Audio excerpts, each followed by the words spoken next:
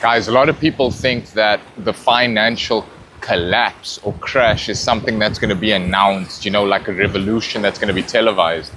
The problem is, it's not that obvious. It's in fact in the subtleties that we tend to miss.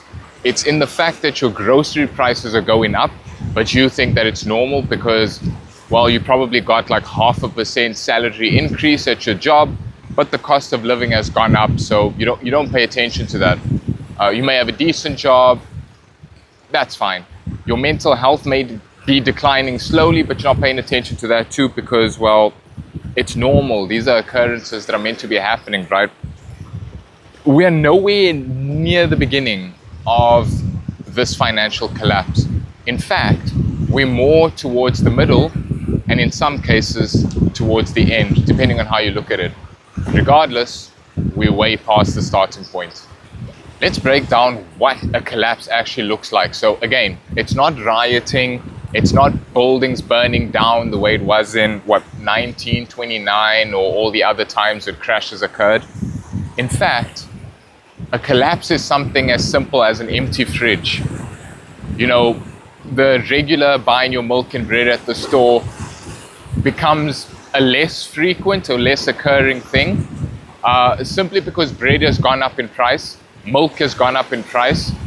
So over time, you'll just start to buy less of that and you'll get kind of used to the fact that, well, maybe there's a micro shift happening, or maybe there's just, maybe it's just an interim in the moment type of thing, as these things have occurred, like the way COVID did.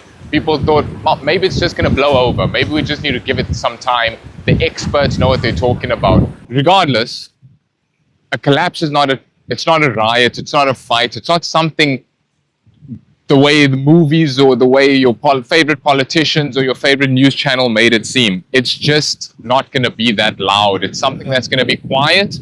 It's going to eat away at individuals mentally, psychologically. Eventually, when you get to the point of, guys, I don't have enough cash to go and get some bread. Now you're looking at your family members, they're looking at you, but nobody's being fed. That's when you really start to take into consideration that, damn, maybe we are collapsing with the collapse.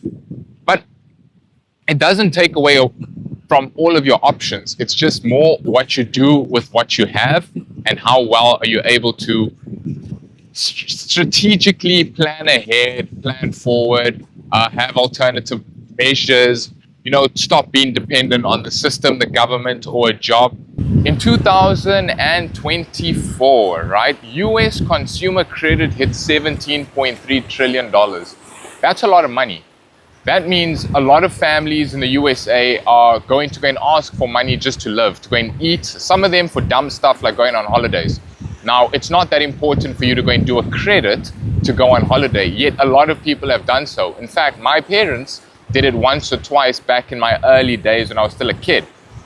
Now, it's not bad if you're willing to get a bit of an experience out of life, but it's completely stupid, unnecessary, and unrealistic to actually impose that over and above the fact that you need to eat, that your kids need clothing, that you need clothing, that you may need to go to school, that your kids need to go to school, and you just need to be a little bit more attentive to stuff that's more conducive to your development, growth, and structuring within society. Other than that, a holiday and credit for stuff that you don't need is just going to put you in arrears.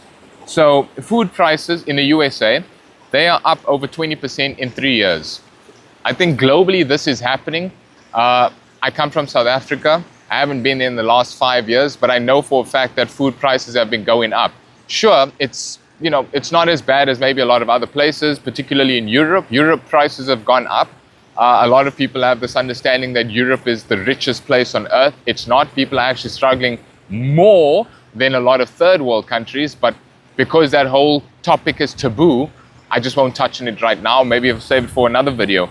Now, if you have some concerns over the fact that I've never probably lived this or any financial crisis to really have a solid opinion on it, yeah, sure, probably I may not have gone through any major financial crisis, with the planet, like all of us down together. But I've gone through COVID.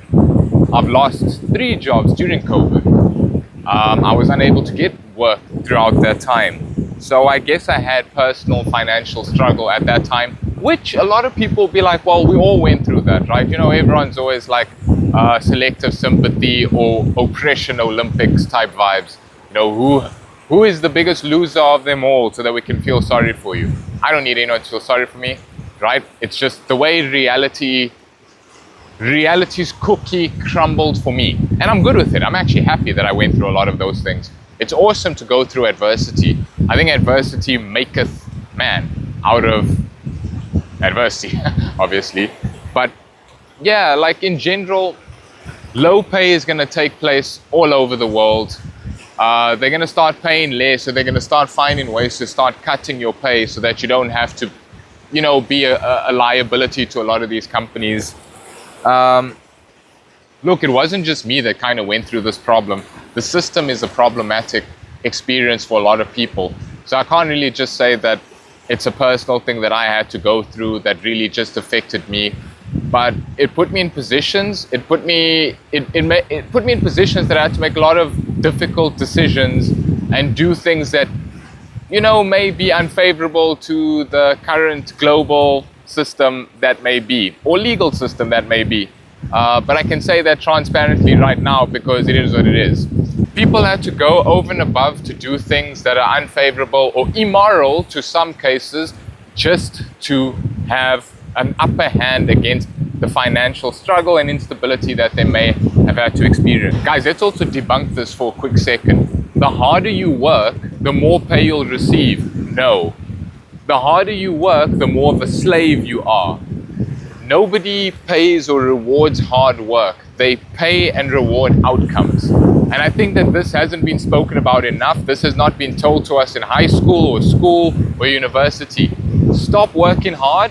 Start just getting shit done. Just get shit done. Stop worrying about how or why they get done. Just get the thing done. If that thing that needs to get done is the difference between you having a paycheck or not, get the shit done and stop trying to do it hard. Stop trying to impress your boss. Stop trying to impress people at companies. Just get the stuff done and realize that you got to eat at the end of the day, not impress your boss. You don't go home to sleep with your boss. You go home to sleep with your wife, if you have one, or your husband, not your boss. So stop trying to impress them. You need to impress your household with the fact that you have the ability to work. Nobody's complaining.